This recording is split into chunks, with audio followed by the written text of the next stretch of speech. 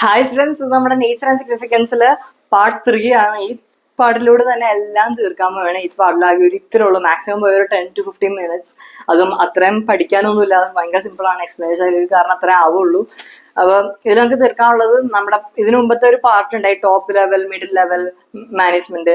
അതിന്റെ ഒരു ബാക്കി പോർഷൻ ആയിട്ട് സൂപ്പർവൈസറിയും കൂടി ഉണ്ട്. അതുകൂടിയും പഠിച്ചു കഴിഞ്ഞാൽ നമ്മുടെ ഈ ഒരു പോർഷൻ തീരും. അത് കഴിഞ്ഞാൽ പിന്നെ ഫങ്ഷൻസ് ഓഫ് മാനേജ്മെന്റ്, കോർഡിനേഷൻ. ഭയങ്കര ഈസിയാണ്. ഫങ്ഷൻസ് ഓഫ് മാനേജ്മെന്റ് നമ്മുടെ ഫസ്റ്റ് പാർട്ടിൽ തന്നെ നമ്മൾ ബ്രീഫായിട്ട് എല്ലാം പറഞ്ഞതാണ്. എന്നാലും നമുക്ക് ജസ്റ്റ് ഒന്ന് ഓവറോൾ ജസ്റ്റ് നോക്കാം. അപ്പോൾ ഭയങ്കര ഈസിയാണ്, നമുക്ക് അത് സ്റ്റാർട്ട് ചെയ്യാം. അപ്പൊ സൂപ്പർവൈസറി മാനേജ്മെന്റ് എന്താണ്? സൂപ്പർവൈസേഴ്സ്, നമ്മൾ സൂപ്പർവൈസറി മാനേജ്മെന്റ് നമ്മൾ ആദ്യം പഠിച്ചത് എന്താണ്? Top level management. പിന്നെ പഠിച്ചത് എന്താ? Middle management. പിന്നെ പഠിക്കാൻ പോണത് എന്താ? സൂപ്പർവൈസറി. ഇപ്പൊ തന്നെ മനസ്സിലായില്ല ഇവരുടെ ലെവൽ എങ്ങനെയെന്ന്. ടോപ്പ് മാനേജ്മെന്റ് ആണ് ഏറ്റവും ടോപ്പില്. മിഡിൽ മാനേജ്മെന്റ് സൂപ്പർവൈസറിയുടെയും ടോപ്പ് ലെവൽ മാനേജ്മെന്റിന് സെൻട്രൽ ആയിട്ട്, മിഡിൽ ആയിട്ട് വരും. പിന്നെ അപ്പൊ തന്നെ മനസ്സിലായില്ലേ സൂപ്പർവൈസറി ലെവൽ മാനേജ്മെന്റിന്റെ ലെവൽ ഏതാണെന്ന്? ഏറ്റവും ലോവസ്റ്റ് ലെവലാണ്. Foremen and supervisors comprise lower level in the hierarchy. അപ്പൊ ഇതിൽ കംപ്രൈസ് ചെയ്യുന്നതായിരിക്കും ഫോർമെനും സൂപ്പർവൈസേഴ്സ് ആണ് ഉള്ളത്. Supervisors directly oversee the efforts of the work force. ഈ വർക്ക് ഫോഴ്സ് ശരിക്കുമുള്ള വർക്കേഴ്സിന്റെ എഫേർട്സ് ഡയറക്ട്ലി ഓവർസീ ചെയ്യുന്നതാരാ? ഈ സൂപ്പർവൈസേഴ്സ് ആണ്. Their authority and responsibility is limited according to the plans drawn by top management. ഈ സൂപ്പർവൈസേഴ്സിന്റെ അല്ലാതെ ഈ സൂപ്പർവൈസറി മാനേജ്മെന്റിന്റെ അതോറിറ്റിയും റെസ്പോൺസിബിലിറ്റി എല്ലാം ലിമിറ്റഡ് ആണ്. എന്തനുസരിച്ച്? ടോപ്പ് മാനേജ്മെന്റ് ഉണ്ടാക്കുന്ന പ്ലാൻ അനുസരിച്ച് ഇവരുടെ അതോറിറ്റിയും റെസ്പോൺസിബിലിറ്റിയും ലിമിറ്റഡ് ആണ്. Supervisory management plays a very important role in the organization since they interact with the actual workforce and pass on instruction of the middle management to the workers. So, supervisory management ഭയങ്കര important റോളാണ് play ചെയ്യണേ. കാരണം എന്താ? ഇവരാണ് direct workers ആയിട്ട് interact ചെയ്യുന്നതും പിന്നെ middle മാനേജ്മെന്റിന്റെ പോളിസീസ് എല്ലാം ഇംപ്ലിമെന്റ് ചെയ്യുന്നതും ഇത് ചെക്ക് ചെയ്യുന്നതെല്ലാം ആരാ? ഇത് പാസ് ചെയ്യുന്നതെല്ലാം ഈ ഇതിനനുസരിച്ചുള്ള ഇൻസ്ട്രക്ഷൻസ് എല്ലാം പാസ് ചെയ്യുന്നത് ആരാ? ഈ ഈ സൂപ്പർവൈസറി മാനേജ്മെന്റ് ആണ്. അപ്പൊ ഇവിടെ എന്താ പറയുക? Supervisory management plays a very important role in the organisation since they interact with the actual workforce and pass on instruction of the middle management to the workers. Through their efforts, quality of output is maintained, wastage of materials is minimized and safety standards are maintained. അപ്പൊ ഇവരുടെ എല്ലാവരുടെ ഈ supervisory മാനേജ്മെന്റിന്റെ efforts കാരണമാണ് എന്ത്? ഔട്ട്പുട്ടിന്റെ quality maintain ചെയ്യുന്നതും wastage of material minimise ചെയ്യുന്നതും സേഫ്റ്റി സ്റ്റാൻഡേർഡ്സ് എല്ലാം മെയിൻറ്റെയിൻ ചെയ്യുന്നത്. കാരണം ഓരോന്ന് ഉണ്ടാക്കുമ്പോൾ തന്നെ ഇവരുടെ വർക്കേഴ്സ് ഓരോ വർക്ക് ചെയ്യുമ്പോൾ തന്നെ ഇവരെ സൂപ്പർവൈസ് ചെയ്ത് ഇവരായിട്ട് ഇന്ററാക്ട് ചെയ്ത് ഇവരെന്താ ചെയ്യണമെന്നെല്ലാം നോക്കി ഇവരെന്തെങ്കിലും വേസ്റ്റേജ് ചെയ്യണ്ടോ, അതോ ഇവര് കൊടുക്കണ ക്വാളിറ്റിയേക്കാളും കുറവായിട്ടാണോ ക്വാളിറ്റിയിൽ പ്രൊഡ്യൂസ് ചെയ്യണേ, ഇതെല്ലാം ചെക്ക് ചെയ്ത് അതുകൊണ്ട് സൂപ്പർവൈസറി മാനേജ്മെന്റ് ഇവിടെ ഭയങ്കര ഇമ്പോർട്ടന്റ് റോളാണ് പ്ലേ ചെയ്യണേ. The quality of workmanship and the quantity of output depends on the hard work, discipline and loyalty of the workers.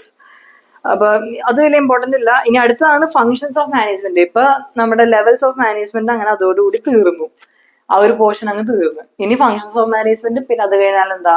Coordination. ഭയങ്കര ഈസി. ഫങ്ഷൻസ് ഓഫ് മാനേജ്മെന്റ് എന്താണ്? ഫങ്ഷൻസ് ഓഫ് മാനേജ്മെന്റ് നമ്മുടെ part 1 നമ്മൾ പറഞ്ഞായിരുന്നു.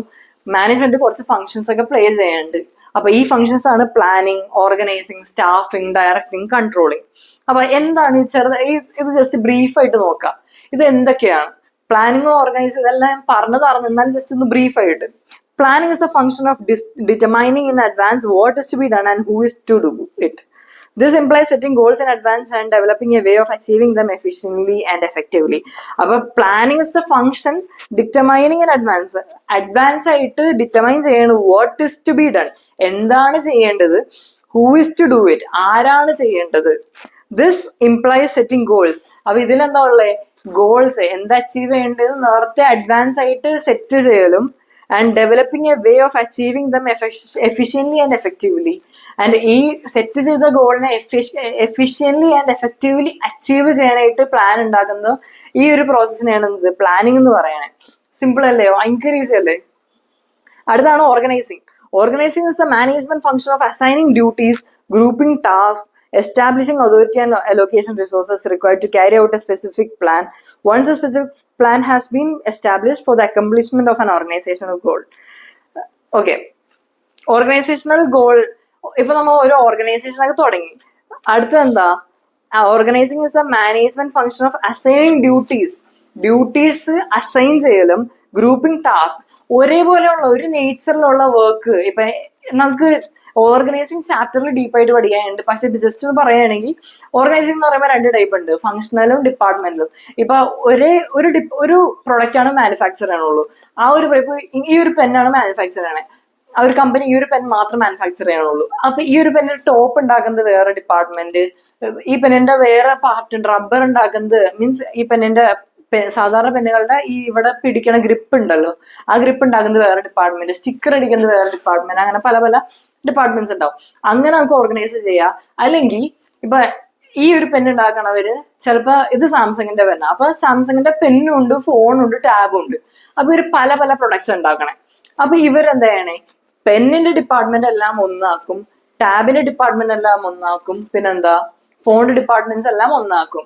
അപ്പൊ ഇങ്ങനെ ഒരേ നേച്ചറിലുള്ള ആക്ടിവിറ്റീസ് എല്ലാം ഗ്രൂപ്പ് ചെയ്യും. അതാണ് ഇവിടെ പറയുന്നത് ഗ്രൂപ്പിംഗ് ടാസ്ക്. ഒരേ നേച്ചറിലുള്ള ആക്ടിവിറ്റീസിനെല്ലാം ഗ്രൂപ്പ് ചെയ്യണം. അത് കഴിയുമ്പോൾ എന്താ, establishing authority and allocating resources required to carry out a specific plan. അപ്പൊ എസ്റ്റാബ്ലിഷിംഗ് അതോറിറ്റി, ആരോടാണ് റിപ്പോർട്ട് ചെയ്യേണ്ടത്, ആരോടാണ് ആരുടെ ഓർഡർ ആണ് ഫോളോ ചെയ്യേണ്ടതെന്നെല്ലാം എസ്റ്റാബ്ലിഷ് ചെയ്യുന്നത് ഈ ഓർഗനൈസിംഗ് ഫംഗ്ഷനിലൂടെയാണ്. പിന്നെ once a specific plan has been establish for the accomplishment of an organisation goal. അപ്പൊ ഓർഗനൈസേഷൻ ഗോള് ബാക്കി ഇതില് ഓർഗനൈസേഷൻ ഗോള് സെറ്റ് ചെയ്ത് കഴിഞ്ഞാൽ പിന്നെ നമ്മൾ ഈ ഒരു ഫംഗ്ഷൻ ആണ് ചെയ്യേണ്ടത്, ഓർഗനൈസിങ്. ഇതൊക്കെ നമുക്ക് ആ ചാപ്റ്ററിലാണ് മെയിൻ ആയിട്ട് പഠിക്കാനുള്ളത്. ഇപ്പൊ ജസ്റ്റ് ഇത് ക്വസ്റ്റിനും വരില്ല, ജസ്റ്റ് ഒന്ന് മനസ്സിലാക്കി വെക്കാം, ജസ്റ്റ് ചാപ്റ്റർ ഒന്ന് അറിയാനായിട്ട്. ഇനി staffing, simply stated, is finding the right people for right job. ഒരു ജോബിന് ആവശ്യമുള്ള ഒരാളെ തന്നെ കണ്ടുപിടിച്ച് അപ്പോയിന്റ് ചെയ്യുന്നതിനെയാണ് എന്ത് പറയുന്നത്, സ്റ്റാഫിംഗ് എന്ന് പറയുന്നത്. A very important aspect of management is to make sure that the right people with the right qualification are available at the right places and time to accomplish the goals of the organization.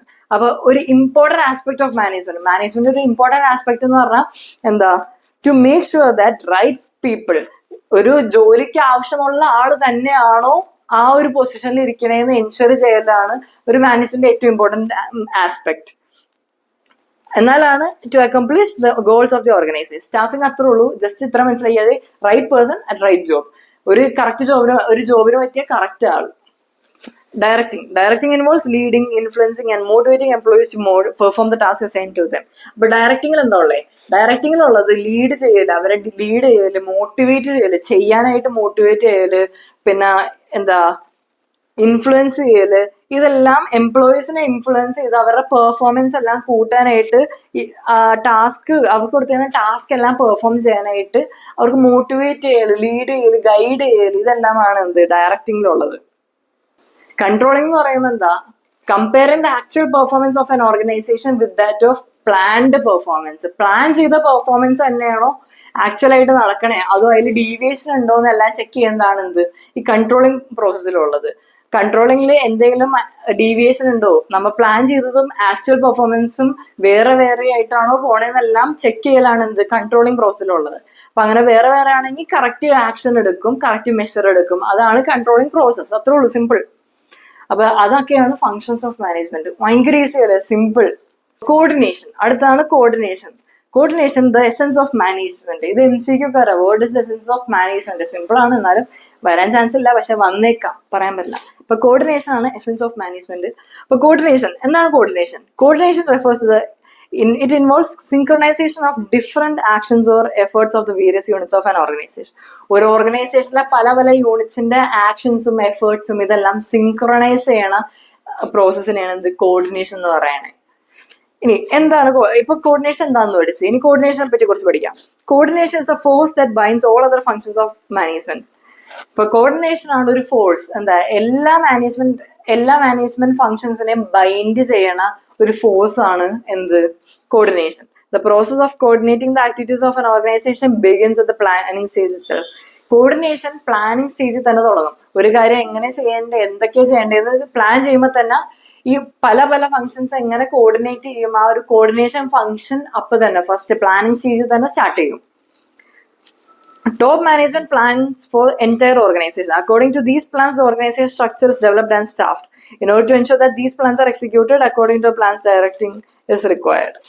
അപ്പൊ ഇതൊക്കെ just ഒന്ന് read only ആണ്. ഇതിൽ main ആയിട്ട് ഈ ഡെഫിനിഷനും ഈ first ഈ ഒരു point, coordination is a force that binds all of the functions, പിന്നെ process of coordination begins at the planning stage. ഇത്രയാണ് ഇതിൽ ഇമ്പോർട്ടന്റ്, ഇതും. ഇനി ഓക്കെ, ഇനി അടുത്തത് ക്യാരക്ടറിസ്റ്റിക്സ് ഓഫ് കോർഡിനേഷൻ. ഫീച്ചേഴ്സ് എന്താ? കോർഡിനേഷന്റെ ഫീച്ചേഴ്സ് എന്താ? കോർഡിനേഷൻ എത്ര ഫീച്ചേഴ്സ് ഉണ്ട്? കോർഡിനേഷൻ 6 ഫീച്ചേഴ്സ് ഉള്ളൂ. ഓക്കെ, നോക്കാം. കോർഡിനേഷൻ ഇപ്പൊ തന്നെ നിങ്ങൾക്ക് എന്താ സംഭവം എന്ന് മനസ്സിലായില്ലേ? ഇനി ഈ ഫീച്ചേഴ്സ് കൂടെ ഒന്ന് വായിക്കുമ്പോൾ തന്നെ നിങ്ങൾക്ക് ഫുൾ ഒരു ഐഡിയ കിട്ടും. ഇപ്പൊ കോർഡിനേഷൻ ഫീച്ചേഴ്സ് നോക്കിയില്ലെങ്കിലും നിങ്ങൾക്ക് അറിയാൻ പറ്റും എന്തൊക്കെയായിരിക്കും കോർഡിനേഷൻ എന്ന് പറയുമ്പോൾ എന്തൊക്കെയാണ്, എന്താണ് ഒബ്ജക്റ്റീവ്സ്, എന്താണ് ഇവർ ഉദ്ദേശിക്കുന്നത്, എന്ത് പിന്നെ ചെയ്യണേ, അതെല്ലാം നിങ്ങൾക്ക് തന്നെ ഒരു ഐഡിയ ഉണ്ടാവും. അപ്പൊ തന്നെ നിങ്ങൾക്ക് ഒരു സ്വന്തം ഫീച്ചേഴ്സ് ഉണ്ടാക്കാൻ പറ്റും. മനസ്സിലായ? അപ്പൊ ഇതുകൂടി വായിക്കുമ്പോൾ നിങ്ങൾക്ക് ഒരു ഡൗട്ടും ഇല്ലാണ്ട് ക്ലിയർ ആയിട്ട് കിട്ടുകയും ചെയ്യും. Coordination integrates group efforts. ഗ്രൂപ്പിലെ എഫേർട്സ് എല്ലാം ഇന്റഗ്രേറ്റ് ചെയ്യലാണ് കോർഡിനേഷൻ ചെയ്യണേ. Coordination unifies unrelated or diverse interest into purposeful work activity. റിലേറ്റഡ് അല്ലാത്ത ഡൈവേഴ്സ് വർക്കിനെ എല്ലാത്തിനെയും ഒരു പേർപ്പസ്ഫുൾ വർക്ക് ആക്കി യൂണിഫൈ ചെയ്യും. It gives a common focus to group of effort to ensure that performance is as it was planned and scheduled. അപ്പൊ ഇതെന്താ? It gives a common focus. ഒരു ഫോക്കസ് എന്താ? Group effort to ensure that performance is as plan ചെയ്ത പോലെ തന്നെയാണോ performance പോണേന്ന് focus ചെയ്യുന്നതാണ് എന്ത്? Group efforts വഴിയൊക്കെ ഈ കോർഡിനേഷൻ എൻഷുർ ചെയ്യുന്നത്. Coordination എൻഷുർസ് unity of action. Unity of action എന്താ? The purpose of coordination is to secure unity of action in the realization of a common purpose. It acts as a binding force between departments and ensures that all actions aimed at achieving the goals of the organization. So unity of action എന്ന് പറഞ്ഞാൽ എന്താ? എല്ലാ ആക്ഷൻസും ഒരേ ഡയറക്ഷനിലേക്കാണോ പോണേന്ന് ensure ചെയ്യുക, എല്ലാ ആക്ഷൻസും goals achieve ചെയ്യാൻ തന്നെയാണോ പോണെന്ന് എൻഷുർ ചെയ്യും ആര്? കോർഡിനേഷൻ. അപ്പൊ കോർഡിനേഷൻ എൻഷുർസ് യൂണിറ്റി ഓഫ് ആക്ഷൻ. അപ്പൊ പല പല ഡിപ്പാർട്ട്മെന്റ്സും പല പല യൂണിറ്റ്സ് എല്ലാം ഉണ്ടാവും. ഇവരെല്ലാവരുടെ ആക്ഷനും ആ ഓർഗനൈസേഷണൽ ഗോൾസ് അച്ചീവ് ചെയ്യാൻ തന്നെയാണോ പോണേ എന്ന് ചെക്ക് ചെയ്യുക, എൻഷുർ ചെയ്യലാണ് ആര്? കോർഡിനേഷൻ ചെയ്യുന്നത്. ഓക്കെ, ഇത് പിന്നെ എക്സാമ്പിളാ, അത് വേണ്ട. Coordination is a continuous process. മാനേജ്മെന്റിലെ പോലെ തന്നെ കോർഡിനേഷൻ ഒരു കണ്ടിന്യൂസ് പ്രോസസ്സാണ്, ഒരിക്കലും നിൽക്കണില്ല. Coordination is not a one time function but a continuous process. ഒരു വൺ ടൈം ഫംഗ്ഷൻ അല്ല, പക്ഷെ എപ്പോഴും ആ ഒരു ഓർഗനൈസേഷൻ എത്ര നാൾ ഉണ്ടാവും അത്ര നാൾ കോർഡിനേഷൻ ഉണ്ടാവും. It begins at the planning stage and continuous till controlling. Planning സ്റ്റേജിൽ തുടങ്ങിയിട്ട് കൺട്രോളിങ് എന്ന് പറയുമ്പോൾ എന്താ? ഏറ്റവും ലാസ്റ്റ് ഫംഗ്ഷൻ. കൺട്രോളിങ് സ്റ്റേജ് വരെയും ഈ ഒരു കോർഡിനേഷൻ ഫംഗ്ഷൻ ഉണ്ടാവും. Coordination is an all pervasive function. Pervasive എന്ന് പറഞ്ഞാൽ എന്താ? എല്ലാ ആക്ടിവിറ്റി അല്ലെങ്കിൽ എല്ലാ ഗ്രൂപ്പിലും ചെയ്യുന്ന ആക്ടിവിറ്റീസ് ആണ്.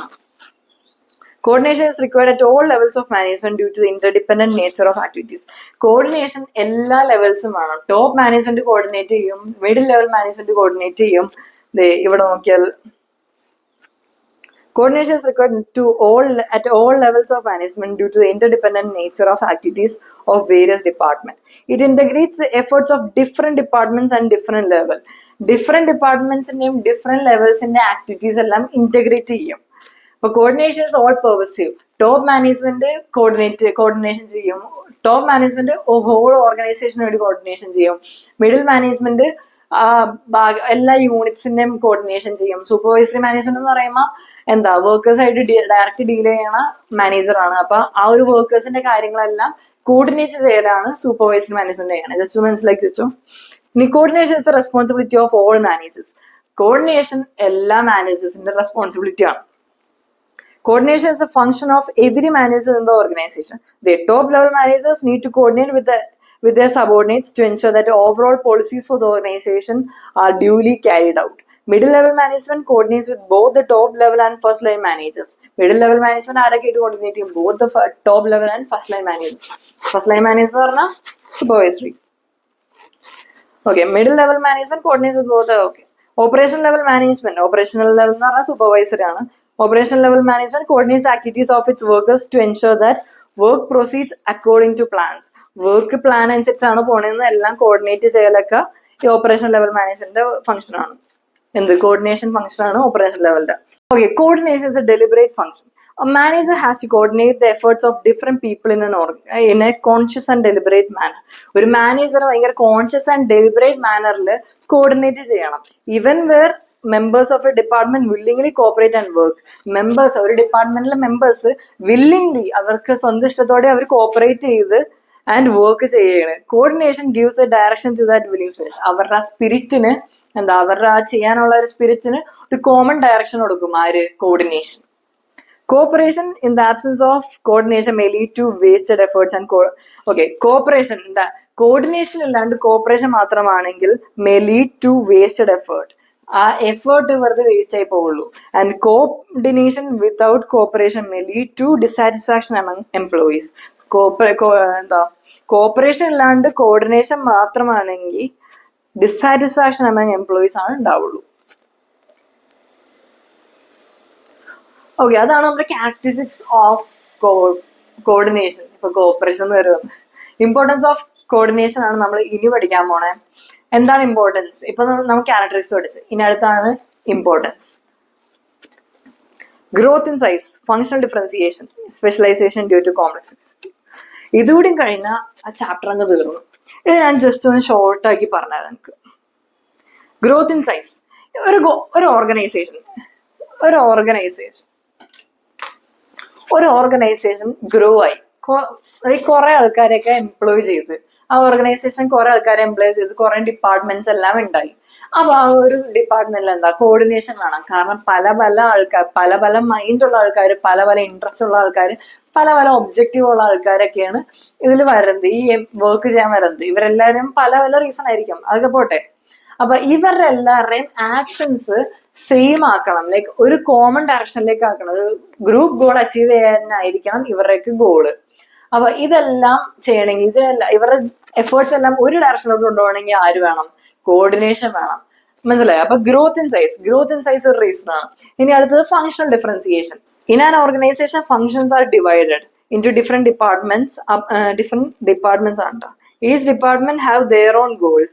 Coordination is required to ensure. Okay, ഒരു ഓർഗനൈസേഷനിൽ പല ഡിപ്പാർട്ട്മെന്റ് ആയിട്ടാണ് ഡിവൈഡ് ചെയ്തേക്കുന്നത്. ഈ ഓരോ ഡിപ്പാർട്ട്മെന്റിന്റെ വർക്ക് വേറെ ആയിരിക്കും. ലൈക്ക് ഇപ്പൊ ഒരു ഫോൺ പ്രൊഡ്യൂസ് ചെയ്യണ കമ്പനിയാണ്. ഇപ്പൊ ഫോണിന്റെ ചിപ്പുകളെല്ലാം പ്രൊഡ്യൂസ് ചെയ്യുന്നത് വേറെ ഡിപ്പാർട്ട്മെന്റ്, ഫോണിന്റെ വേറെ ക്യാമറ ഇതെല്ലാം പ്രൊഡ്യൂസ് ചെയ്യുന്നത് വേറെ ഡിപ്പാർട്ട്മെന്റ്. അങ്ങനെ പല ഡിപ്പാർട്ട്മെന്റ് ജോലികൾ, അവരുടെ വർക്ക് വേറെ ആയിരിക്കും. അപ്പൊ coordination is required to ensure all activities are directed towards organizational goals. ഈ ഗ്രോത്ത് ഇൻ സൈസിലും it's important to ensure all people contribute to common organisation.